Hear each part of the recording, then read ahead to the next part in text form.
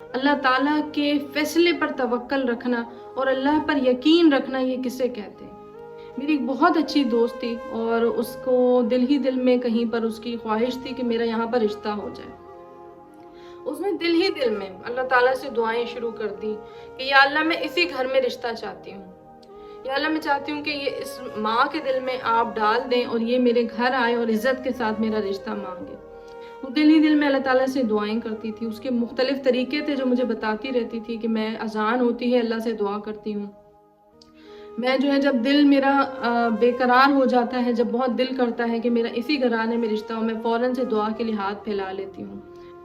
تو وہ دعا بھی کرتی رہی، وہ مختلف وظائف بھی کرتی رہی، اللہ تعالیٰ سے مانگتی رہی، اس نے مانگنا نہیں چھوڑا۔ جب وہ اللہ سے مانگتی رہی، اس کے بعد 5-6 سال تقریباً گزر گئے اور اس کے بعد اس نے مجھے بتایا کہ میرا رشتہ طے ہو گیا ہے۔ میں نے اس سے پوچھا کہ کیا اسی جگہ پر رشتہ طے ہوا ہے کہ جہاں پر تم چاہتی تھی، کہ تمہیں پسند تھا کہ یہاں پر میرا رشتہ ہو جائے؟ اس نے جواب دیا کہ نہیں، میرا وہاں نہیں ہوا، میرا ہمارے خاندان سے دوسری جگہ سے رشتہ آ گیا۔ میری امی نے مجھ سے ڈسکشن کی، مجھے تصویریں وغیرہ دکھائیں، مجھے بتایا کہ یہ کون لوگ ہیں، کیسے ہیں، اور میں نے اس کے بعد استخارہ کیا۔ وہ کہتی ہے میں نے 7 دن تک استخارہ کیا اور اس استخارے کا جواب بہت اچھا آیا، اللہ تعالیٰ نے خواب کے ذریعے رہنمائی فرمائی میری، اور اس کے بعد میں نے رشتے کے لیے ہاں کر دی۔ اور پھر ابھی چند سالوں پہلے میری دوبارہ اس سے بات ہوئی، تو تب اس کی شادی کو اچھے خاصے سال بھی ہو چکے تھے۔ تو اس نے مجھے کہا کہ تمہیں یاد ہے کہ میں تمہیں کہتی تھی کہ میرا اس جگہ پہ رشتہ ہو جائے، اللہ تعالیٰ وہاں پہ کر دے، اور میں کتنی بے چین ہوتی تھی، کتنی بے قرار ہوتی تھی کہ میں اسی لڑکے کو پسند کرتی ہوں، میرا دل اور کہیں پہ جاتا ہی نہیں ہے، مجھے یہی لڑکا پسند ہے۔ تو وہ کہتی ہیں کہ ابھی میں نے سنا کہ انہوں نے ان کی شادی بھی، اس لڑکے کی بھی شادی ہو گئی ہے، اور اس کی جو ساس ہے، جو اس لڑکی کی ساس، وہ اس قدر ظلم کرتی ہے اس بچی پر کہ بالوں سے پکڑ کے گھسیٹنا، مارنا، یہ تو کامن ہے ان کے گھر میں، جو کہ پہلے نہیں پتا تھا مجھے کہ ان کے یہاں بہویں آئیں گی تو اس کا یہ حال ہوگا۔ اور لڑکے جو ہے تماشائی بن کر دیکھتے ہیں اور چوں بھی نہیں کرتے، اور کبھی کبھی تو وہ لوگ بھی 1-2 ہاتھ مار دیتے ہیں اپنی بیویوں کو۔ اس نے مجھے کہا کہ، اور میں الحمدللہ، اس نے کہا کہ اس قدر خوش ہوں، میرا دل اس قدر اطمینان سے ہے اور مطمئن ہے۔ اور وہ کہتی ہے میں تو سوچ بھی نہیں سکتی تھی اس ٹائم، مجھے پتا بھی نہیں تھا کہ یہ رشتہ میرے لیے آ جائے گا، یا یہ کون لوگ ہیں، کیسے لوگ ہیں۔ اور کہتی ہے جب میرا رشتہ اس گھرانے میں ہوا تو الحمدللہ میں خوشحال زندگی گزار رہی ہوں۔ میرا شوہر مجھ سے ماشاءاللہ محبت کرتا ہے، اللہ تعالیٰ ان کی محبت کو قائم و دائم رکھے۔ لیکن یہ میں آپ کو بڑی اپنی کلوز فرینڈ کا ایک واقعہ بتا رہی ہوں جو کہ میری آنکھوں کے سامنے ہے۔ اس لڑکی نے یہ نہیں کیا کہ اللہ تعالیٰ سے گلے کرتی، اللہ تعالیٰ سے شکوہ کرتی، اللہ تعالیٰ سے مایوسی کا اظہار کرتی، بلکہ وہ کہتی ہے میں مطمئن رہی اللہ کے فیصلے پر کہ میرے اللہ کا فیصلہ میرے حق میں زیادہ اچھا ہوگا بنسبت اس فیصلے کے جو میں نے اب دل ہی دل میں کر لیا تھا۔ نہ لڑکے کو میں نے بتایا تھا کہ مجھے تم میں انٹرسٹ ہے، نہ میں نے اپنے گھر میں بتایا تھا کہ میں یہ رشتہ کرنا چاہتی ہوں، میں نے کسی کو نہیں بتایا تھا، میں نے صرف اللہ کو بتایا تھا۔ میں اللہ سے مانگتی رہی تھی اور اللہ تعالیٰ نے مجھے اس سے کئی گنا اچھا گھر عطا کر دیا، اس سے کئی گنا اچھا رشتہ عطا کر دیا۔ میری بہت بہنیں، میرے بہت بھائی ایسے ہیں، وہ کہتے ہیں مجھے اسی جگہ پہ شادی کرنی ہے، مجھے بتائیں۔ ابھی تو ان کی آنکھوں پر پردہ پڑا ہوا ہوتا ہے، وہ کہتے ہیں یہیں کرنی ہے، مطلب یہیں کرنی ہے۔ میں صرف ان سے ایک ریکویسٹ کروں گی کہ اگر آپ یہیں کرنا چاہتے ہیں اور ہو سکتا ہے یہاں پر آپ کے لیے بہتر بھی ہو، تو صرف ایک کام کریں اور وہ ہے دعا۔ آپ دعا کریں۔ مختلف وظائف لوگ مجھ سے پوچھتے ہیں، اس پہ میں نے پسند کی شادی کا ایک ویڈیو بنائی ہے، آپ اس کو دیکھیں۔ اور وظائف آپ بالکل کرنا چاہتے ہیں، آپ اللہ تعالیٰ سے اس طرح سے دعائیں کریں، اس طرح سے وظیفہ کریں، لیکن آپ اللہ تعالیٰ سے مانگیں۔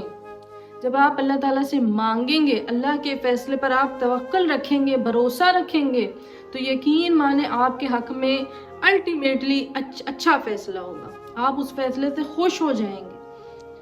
بظاہر آپ کو لگ رہا ہوتا ہے کہ شاید نہیں، یہاں پر میری شادی نہ ہوئی تو میں تو مر جاؤں گا، اس لڑکے سے میری شادی نہ ہوئی، اس لڑکی سے نہ ہوئی تو میں تو آگے نہیں بڑھ پاؤں گی۔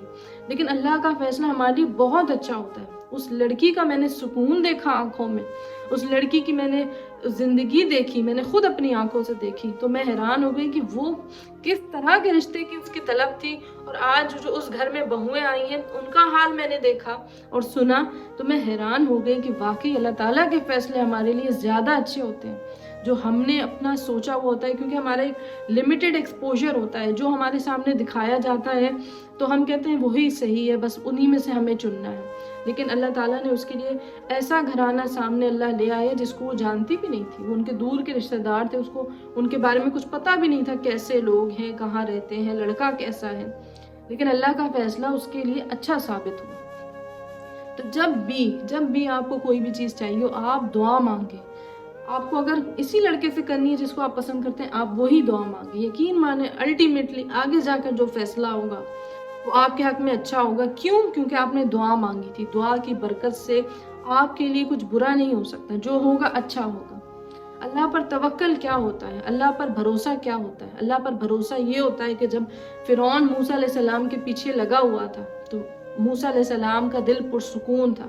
انہیں بھروسہ تھا اللہ پر کہ اللہ تعالیٰ مجھے بچائے گا، مجھے ضائع نہیں ہونے دے گا. اور اللہ تعالیٰ نے حکم دیا اپنا عصا لو اور اس سمندر کی طرف مارو، اور پھر راستہ بن گیا اور اس راستے پر موسیٰ علیہ السلام چل دیے. اور پیچھے جب فرعون آیا تو اللہ تعالیٰ نے حکم دیا اب راستے کو بند ہو جا. وہ بند ہو گیا، فرعون اسی کے اندر غرق ہو کے پانی میں مر گیا. یہ اللہ پر توکل تھا. یہ اللہ کا فیصلہ ہمارے لیے زیادہ اچھا ثابت ہوتا ہے. جب غار کے اندر نبی پاک صلی اللہ علیہ وسلم موجود تھے، ساتھ ابو بکر صدیق موجود تھے، اور ابو بکر صدیق ڈر رہے تھے، تو نبی پاک صلی اللہ علیہ وسلم پر وحی آئی تھی کہ لا تحزن، غم نہ کرو، ان اللہ معنا، اللہ تعالیٰ تم دونوں کے ساتھ ہے. جس کو اللہ کہہ رہا ہے کہ میں تم دونوں کے ساتھ ہوں، پھر ان کے دل پر کیسی سکینت نازل ہوئی ہوگی، کیسا سکون آیا ہوگا، کیسا توکل آیا ہوگا. اب جب اللہ نے فرما دیا کہ میں تمہارے ساتھ ہوں تو اب ہمیں کس چیز کی ضرورت ہے؟ تو یہی حال آپ لوگوں کا بھی ہونا چاہیے. اب ہمارے پاس تو وہی نہیں آتی، لیکن ہمارے دل پرسکون ہونے چاہیے.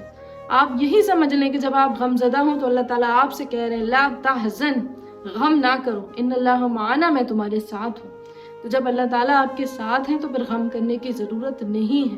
چاہے کوئی بھی مشکل ہو، چاہے بیماریوں میں گھرے ہوئے ہوں، اللہ پر بھروسہ رکھیں، اللہ تعالیٰ آپ کو نکالیں گے اس بیماری سے.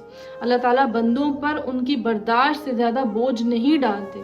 اگر اللہ آپ پر کوئی بوجھ ڈال رہے ہیں تو سمجھ لیں کہ وہ آپ کے گناہ جھاڑ رہے ہیں، گناہ ختم کر رہے ہیں، تاکہ الٹیمیٹلی آگے جا کر آپ کے لیے ہمیشہ کی جنت ہو. آپ ہمیشہ کی جنت میں رہ سکیں، آپ ہمیشہ کی زندگی سکون سے گزار سکیں. یہ زندگی تو بہت چھوٹی سی ہے، ابھی آدھی زندگی ہم لوگ گزار چکے ہیں.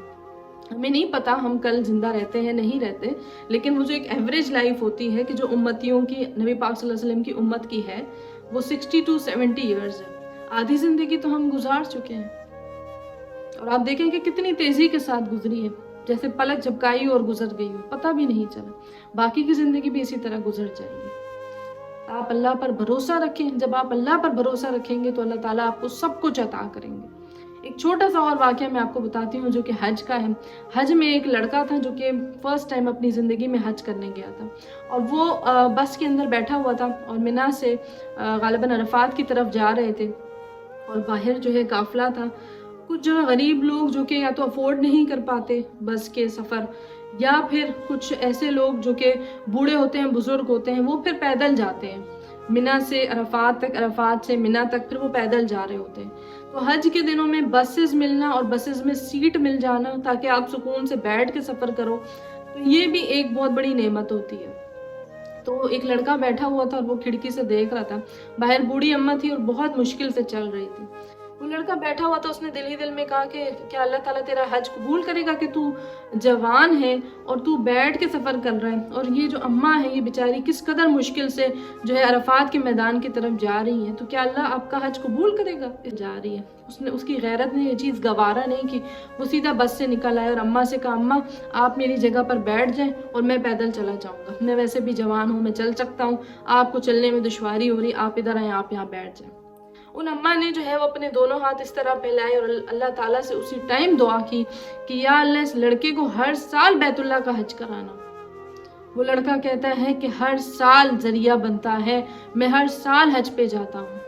وہ کہتا ہے کہ مجھے نہیں پتہ چلتا، کبھی کوئی بھیج دیتا ہے، کبھی کوئی بھیج دیتا ہے، کبھی کیا ہو جاتا ہے، کبھی کیا ریزن بن جاتا ہے، اور میں ہر سال حج کرتا ہوں. کہتا ہے وہ میری زندگی کا پہلا حج تھا جس میں نے اللہ تعالیٰ کے بندوں سے دعا لے لی، اور اللہ تعالیٰ نے اس عورت کی دعا ایسے عرش تک پہنچائی ہے، ایسے قبول ہوئی ہے کہ وہ کہتا ہے کہ میں اب ہر سال حج پر جاتا ہوں. کبھی کبھار اس طرح ہوتا ہے کہ دعائیں مانگنے سے زیادہ جب ہم دعائیں لیتے ہیں تو اللہ تعالیٰ ہمارے لیے زیادہ بھلائی کا اور بہترین فیصلہ کرتے ہیں۔ دعائیں مانگنے سے زیادہ جب دعائیں ہم دوسرے بندوں کی لے رہے ہوتے ہیں، کس طرح ہم دوسرے بندوں سے دعا لے سکتے ہیں؟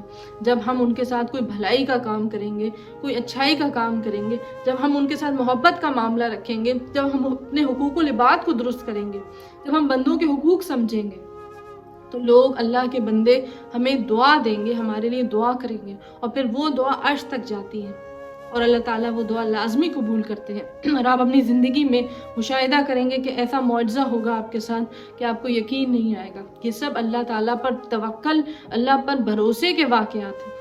اللہ پر بھروسہ رکھیں، اللہ تعالیٰ آپ کے لیے بھی بہترین فیصلہ کریں گے۔